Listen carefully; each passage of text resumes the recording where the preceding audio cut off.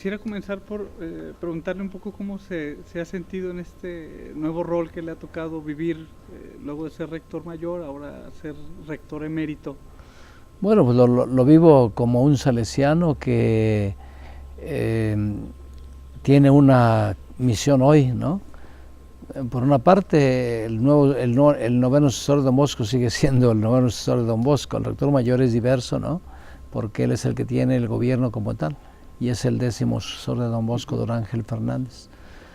A mí en concreto me ha dado la tarea de colaborar en la animación espiritual, sean dentro de la congregación que al servicio de la familia salesiana, pero también de la vida consagrada en general. Pues porque habiendo sido presidente de la Unión de Superiores Generales por 6 años, es natural que sea muy conocido, ¿no? Así que tengo una agenda muy llena de compromisos, o de retiros, o de conferencias, o de ejercicios espirituales, o solicitudes para escribir artículos, ¿no? Ahorita que menciona esto de la vida consagrada, resulta una tarea importante justo en el año que está dedicado a este aspecto, ¿no? ¿Cómo le viene este contexto para este nuevo Bueno, a mí mucho mejor, porque en primer lugar creo que estamos viviendo, si como iglesia estamos viviendo una primavera con el Papa Francisco, también se puede decir que nos encontramos con un momento en que la iglesia está renovando la misma vida consagrada por la figura del Papa, ¿no? Siendo el mismo religioso jesuita, ¿no? Y sobre todo por esta feliz idea de haber querido aprovechar el 500 aniversario del nacimiento de Teresa de Ávila, el 500 aniversario del nacimiento de Felipe Neri y el 200 aniversario del nacimiento de Don Bosco, para dedicar un año a la vida consagrada, ¿no? Y nos ayuda entonces a llevar adelante nuestra grande tarea de cómo ayudar a redescubrir la belleza y la validez de la vida consagrada. Es decir que realmente es una cosa muy hermosa el poder entregar totalmente la vida al Señor Jesús dentro de su reino, ¿no? En la construcción del reino, con un fuerte sentido de iglesia, buscando de responder a las grandes necesidades del mundo de hoy, ¿no? Porque la vida religiosa representa no solamente una especie de modelo alternativo a la cultura, sino resulta, como lo dice Vida Consagrada, una auténtica terapia espiritual, en el sentido de que, encarnando ciertos valores, invita a los no religiosos a no absolutizar aquellos valores, ¿no? Como es la autonomía personal, como es el derecho también a la administración de bienes, y como lo es también la realización de la vida sexual en el matrimonio. Es decir, resulta una terapia espiritual porque invita a relativizar estos valores. Es decir, son valores, pero no se pueden absolutizar como se está tratando de hacer, ¿no? En el que hay un auténtico culto, ¿no?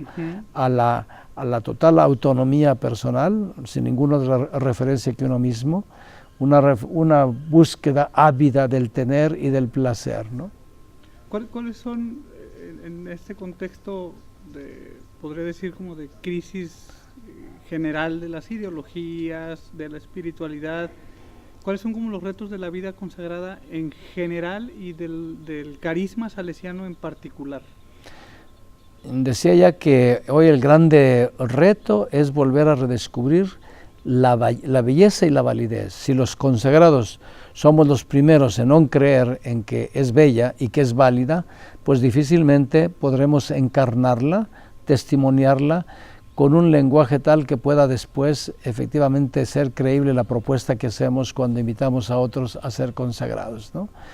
Yo creo que todo se juega en ello. El Papa Francisco pone 5 grandes elementos como expectativas que él tiene, ¿no? Qué cosas se espera él.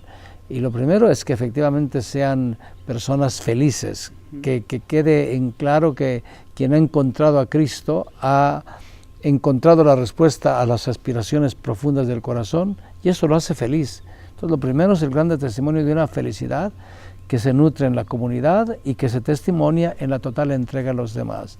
El segundo, la tarea de sacudir a un mundo que parece adormecido, que parece estar viviendo uno de los momentos más dramáticos y no tener la capacidad de respuesta, ¿no? Propio porque está como si estuviera drogado, casi knockout, ¿no?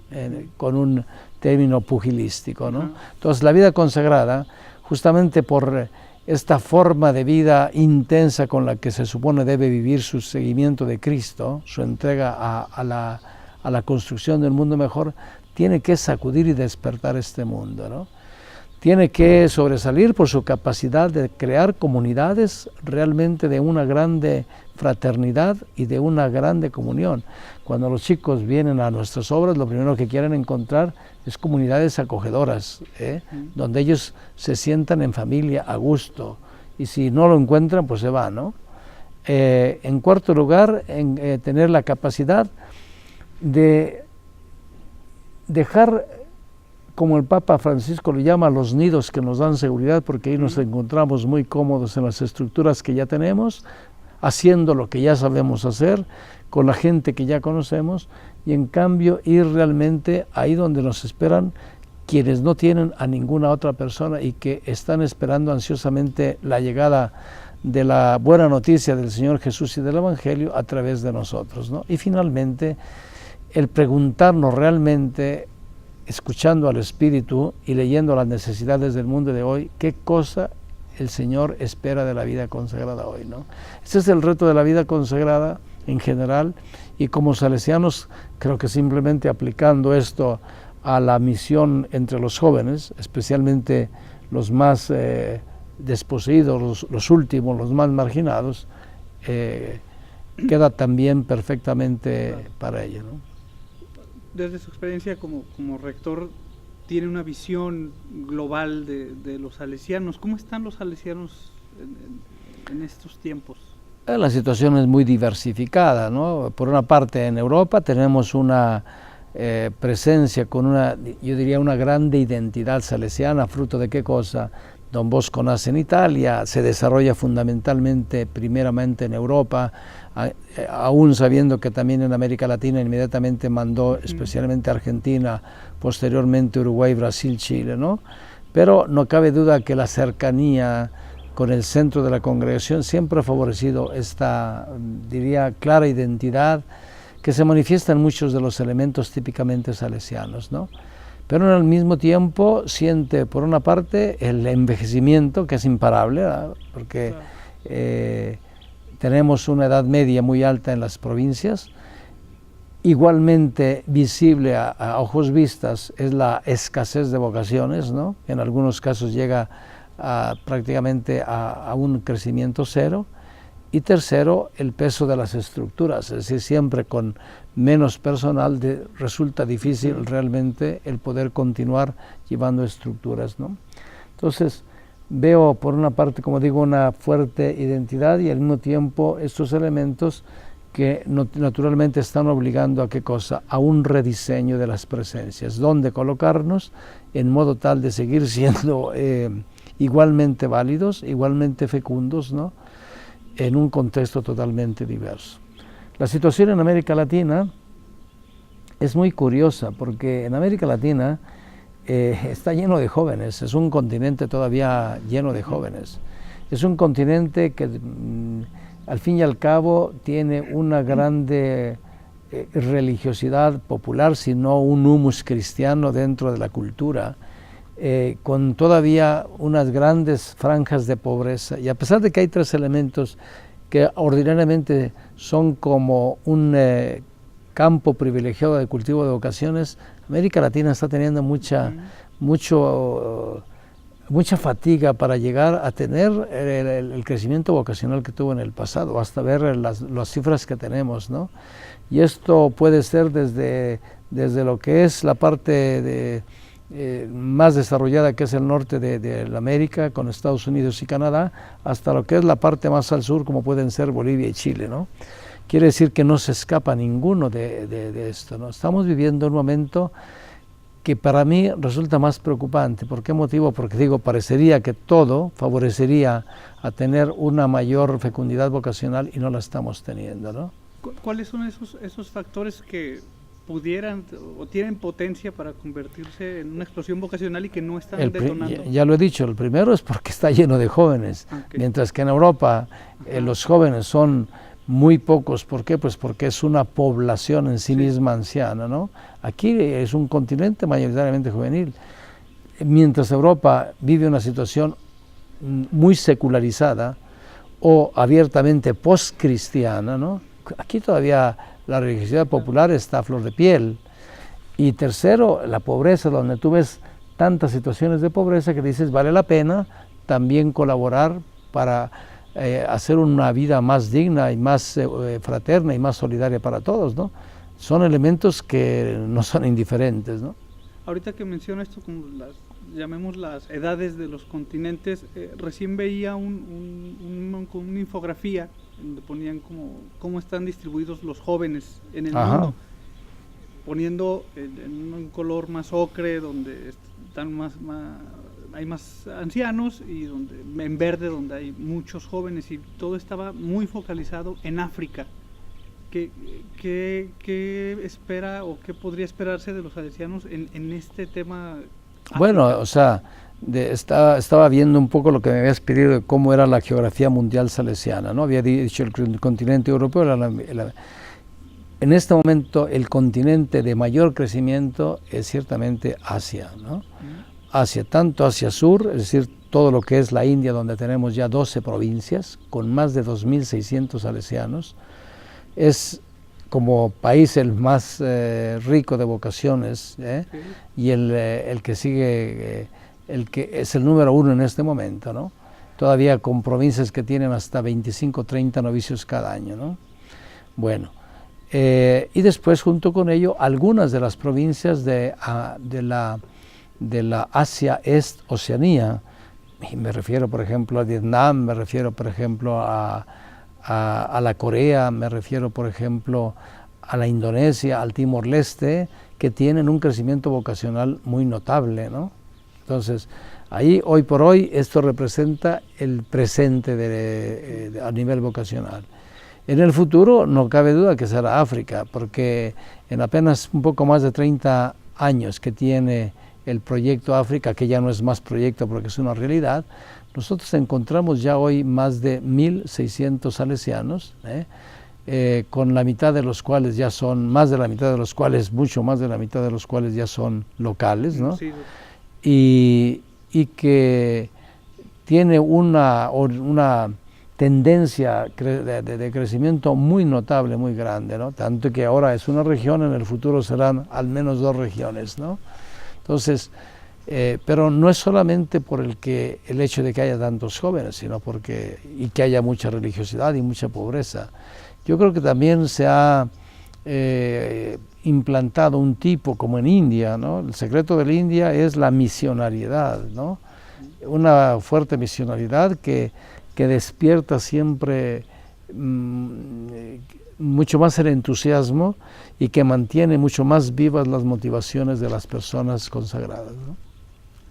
Me gustaría hablar un poquito del caso, obviamente, de México. ¿Cómo están los salesianos en México? ¿Cuál es su escenario en esta realidad tan particular que estamos viviendo como país en los últimos 8 años? Bueno, yo aquí soy mucho más cauto porque yo tengo ya 20 años que estoy fuera de México.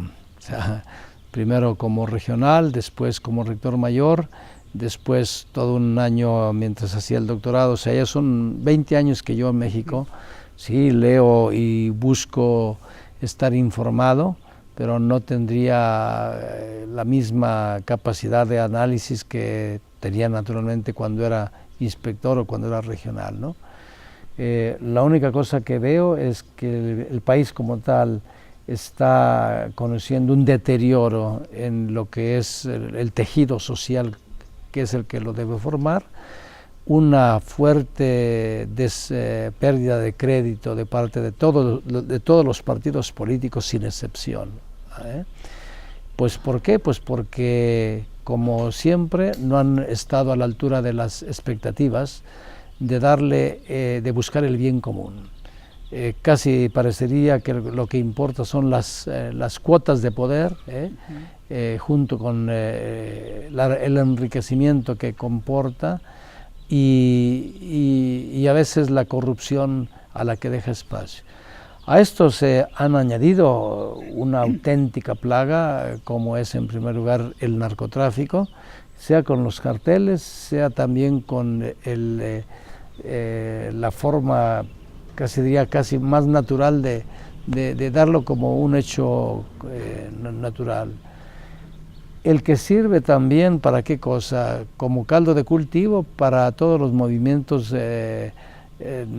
violentos, a un tipo de violencia que puede tener su expresión en la pobreza, que la puede tener también en las consecuencias del narcotráfico, pero que al final han privado a México de la cosa más importante, que es ser un Estado de Derecho. Es decir, mientras no es la Constitución la norma suprema con la que se rige y se toman las decisiones y se la hace vivir, entonces naturalmente se vive o de la violencia del prepotente, o de la violencia del narcotraficante, o de la violencia de quien es violento, porque impera la violencia dura y pura, ¿no?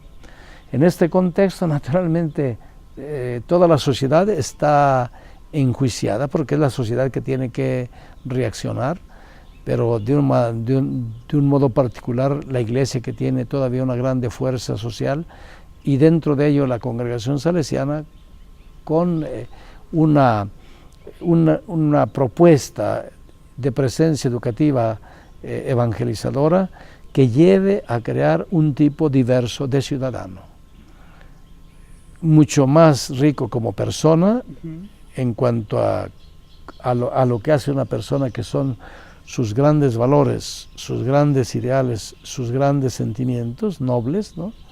Lo que es personas realmente profesionistas, como hoy lo exige la sociedad, y sobre todo unas personas que estén comprometidas en el bien común. Si no se crean personas con un fuerte sentido de ciudadanía activa, cada quien seguirá buscando el propio éxito y el propio enriquecimiento. ¿Cómo pueden entrar los salesianos a atender? Pienso en un grupo de jóvenes que están quedando de alguna manera a la intemperie, huérfanos de personas que han desaparecido o que han muerto en este asunto de la violencia. ¿Cómo abordar ese nicho tan particular con características tan especiales, ¿no? Bueno, aquí es la institución la que tiene que preguntarse, ¿no? ¿Cuáles son los grandes ambientes, espacios en los que hoy están jóvenes muy necesitados de nosotros y a los que no estamos llegando y respondiendo? Es la institución la que tiene que ver cuáles son las respuestas que puede dar. Como siempre, la congregación, delante de grandes emergencias, ha reaccionado con grandes pioneros, ¿no? El pionerismo siempre en la congregación ha sido decisivo, porque se trata de personas con una mayor sensibilidad ante la problemática social y con una grande fantasía pastoral para empezar a dar lugar al nuevo, a la novedad que responde a situaciones así, ¿no? Y al mismo tiempo, junto con esta sensibilidad típicamente de personas, tiene que ver el peso de una institución que dice hacia dónde se quiere orientar, ¿no? Retomando un poquito ahorita que hablaba del tema de las vocaciones que se ven disminuidas, ¿cómo trabajar en equipo con las otras asociaciones, los movimientos juveniles, en los grupos de laicos, en este caso los cooperadores? ¿Cómo integrar este equipo que ayude de alguna manera a seguir manteniendo operables estas grandes estructuras que alguna vez se crearon y que ahora es más difícil mantener? Yo creo que lo primero es que no es cuestión de delegados ni de equipos de pastoral vocacional, aun cuando sean necesarios, ¿no? Ya hace tiempo que yo hablaba de que es necesario crear una cultura vocacional. Mientras en todas mis obras, llámese colegios, escuelas, oratorios, centros juveniles, parroquias, yo no tenga claro que cada persona humana es vocación, es decir, tiene una vocación que hay que descubrir después en dónde la vive, dentro de la iglesia o dentro de la sociedad, que tiene una misión, es inútil. ¿Por qué parece? Porque parece una cosa simplemente exclusiva de un grupo que quiere ser religiosos o sacerdotes. No, yo necesito ayudar a descubrir que la persona es vocación. Y esto es un elemento que no puede ser exclusivo de uno o dos. Todos los que tienen que ver con el hecho educativo, es decir, todos los miembros de la comunidad educativa deben saber que hay una antropología por la que el hombre es visto como un don que vive su vida donándola, es decir, una vocación, naturalmente una vocación que después, a través de experiencias y de propuestas concretas, las va desarrollando y va definiendo mucho mejor concretamente su propia vocación en cómo la va a concretizar, ¿no? Entonces, lo primero es esto. Si no se cree esto, ya podremos seguir con campañas vocacionales o de delegados o de equipos de toda la familia salesiana. Segundo, efectivamente, hoy hay que crear mucho más sinergia con todos los que son más cercanos a nosotros y por lo tanto crear mucho más, un trabajo mucho más en red de lo que hacemos, de forma tal que haya un lenguaje común, ¿verdad? Aún respetando la autonomía de cada una de las obras y de los sectores de trabajo, ¿no? Tercero, la vida de las comunidades. Si las comunidades ofrecen un testimonio de una vida feliz, de una vida dedicada a la misión, de una vida bien integrada, es natural que se conviertan en polos de atracción. Lo que dice Benedicto XVI, que la iglesia no crece por proselitismo, sino por atracción, con mayor razón para las vocaciones. Claro. O sea, es inútil que yo esté haciendo proselitismo para conseguir 5 o 10 chicos para estar contento en el prenoviciado, pero ¿dónde estoy? Si yo tuviera un ambiente en sí mismo atractivo, crece. Mencionaba hace rato que luego de la elección del Papa Francisco hay una suerte de primavera para la iglesia y para la vida religiosa.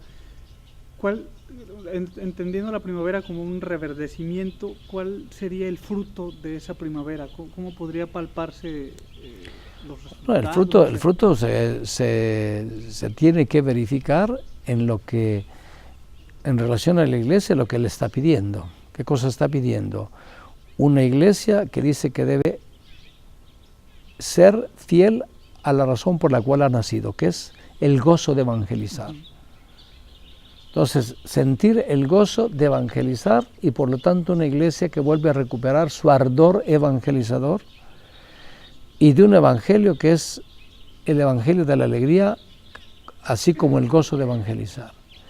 Que para hacerlo necesita ser una iglesia misionera, por lo tanto que tiene que estar en salida, que no puede estar contenta simplemente porque tiene todavía una capacidad de acogida, de atracción entre sus feligreses o entre los jóvenes, ¿no? Que tiene que salir, que tiene que llegar, como él llama, a las periferias existenciales para indicar las situaciones dramáticas en todo sentido, pero incluso de pecado, de dolor, de sufrimiento, de soledad en la que puede vivir una persona, ¿no? Una iglesia que por lo mismo resulta cada vez menos autorreferencial, no está feliz simplemente viéndose a sí misma en un espejo como un narciso, ¿no? Sino que está preocupada por las grandes necesidades. Una iglesia, por lo tanto, que tiene la capacidad de crear la cultura del encuentro, que va al encuentro con todas las otras agencias de bien que hay en una sociedad. No somos los únicos que estamos preocupados por el bien común. Hay otras comunidades cristianas, hay otras religiones, hay otros grupos sociales. Entonces, esta capacidad de descubrir que Dios ya está en la ciudad y que actúa por medio de muchos agentes de bien, tiene que llevar entonces a una mayor salida al encuentro de todos este tipo de grupos, ¿no? ¿Cuál sería la estrategia un poco de lograr este ecumenismo, por llamarlo de alguna manera, cuando pareciera que sobre todo en las nuevas generaciones, no hay como un interés evidente de lo que la Iglesia tenga que decir?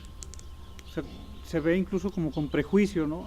Son católicos. Son bueno, yo creo que aquí en América Latina somos conscientes de que las sectas han hecho mucho daño. Porque las sectas no son iglesia, son sectas. La iglesia es una comunidad que efectivamente de creyentes, convocada por su Señor Jesús, ¿no? Que tiene sus expresiones en las grandes, en primer lugar en la Iglesia Católica, junto con ello con las grandes iglesias que nacen en la Reforma, ¿no? Es más fácil dialogar con las iglesias, aún con todas las dificultades que pueda haber por las posiciones que han ido tomando respecto a moral de la persona, a moral del matrimonio, a moral social, a tantas cosas, ¿no? Que con grupos en los que lo que importa es simplemente el crear grupos celebrativos, está bien, que a veces puede ser que tengan una respuesta más inmediata a ciertas exigencias o expectativas, pero con ellos será muy difícil, si no imposible, hacer absolutamente nada. Cuando se habla de iglesias, por eso se habla de diálogo ecuménico, se habla de religiones y se habla de diálogo interreligioso, se habla con culturas y se habla de diálogo intercultural, ¿no? Entonces, es en este ambiente que hay que saber trabajar, ¿no? Pues yo no tendría más que preguntarle, padre, no sé si quisiera agregar algo de lo que hemos charlado, algún otro tema que considere pertinente mencionar. No, nada, yo creo que lo primero que en esta situación en que hoy estamos viviendo, el mensaje del Bicentenario nos tiene que ayudar a hacer nuestras las grandes opciones de Don Bosco. La primera, creer en los jóvenes. Los jóvenes no son para que les hagamos algún favor, algún servicio. Ellos están llamados a ser sujeto, no objeto. Por lo tanto, a ser protagonistas. ¿Qué cosa significa? Ayudarles a tomar conciencia de que no pueden conformarse con quedarse en la cola de la historia. Que tienen que creer que este mundo puede ser mejor y que esto es posible, en primer lugar, venciendo la propia apatía. Aquella que te lleva a encerrarte en una adolescencia que parece nunca terminar. ¿Por qué? Por la falta de decisiones y de compromisos, ¿no? Cuando el Papa Francisco, hablando a los jóvenes, les dice no estén mirando la vida desde el balcón, es por eso. ¿A qué sirve estarnos lamentando de los males que hay? No los cambiamos con lamentarnos. Hay que bajar en la plaza, hay que arremangarnos las mangas, hay que realmente a comenzar a crear el futuro cambiando a nosotros. El futuro cambia el día que yo cambie. Si yo espero a que cambie la sociedad para cambiar yo, nunca cambiará. Quiere decir que es desde este momento. Entonces, el ayudar a los jóvenes a ser protagonistas, no consumidores, a ser agentes de cambio y no espectadores de la historia, ¿no? Esa es la primera cosa. La segunda, hay que creer en la educación. La educación puede mucho cuando es una educación de grande calidad. Pero hoy la educación, vuelvo a repetir, tiene que ser capaz de responder a este triple desafío: la formación de la persona, del profesionista y del ciudadano activo. Si logra hacer esto, logra efectivamente enriquecer a la sociedad y a la Iglesia con un auténtico río de recursos humanos capaces veramente de insertarse en la sociedad y en la Iglesia con capacidad de cambio, ¿no? El seguir apostando por la cultura del sistema preventivo, es decir, una cultura de la prevención. Yo no puedo estar buscando simplemente remediar todos los males que hay. Claro. Sigue siendo válido lo que decía Don Bosco. Hay que tratar de evitar que los jóvenes caigan en experiencias negativas. Parece que hoy se da por descontado que tienen que pasar por todas, ¿no? Y después tratar de recuperarlos o porque cayeron víctimas de la drogadicción, o porque cayeron víctimas de otro tipo de estupefacientes, o porque cayeron víctimas del alcoholismo, o de la confusión sexual, o del bulismo, o de un tipo de delincuencia, en lugar de ser un recurso, son un problema. Quiere decir que la cultura del sistema preventivo lleva más bien a ofrecer oportunidades para que puedan desarrollar sus talentos, ¿no? Que comiencen por sentirse ellos mismos seguros de sí mismos y que se conviertan en una auténtica riqueza para el país, ¿no? Ahorita que mencionas esto del sistema preventivo, ¿cómo correrlo en paralelo? Hace rato también mencionaba el asunto de que se ha venido rompiendo el tejido social. Entonces ya no podemos prevenir que se nos vaya a romper, ya se nos rompió. Hay que seguir comenzando por los jóvenes. Los jóvenes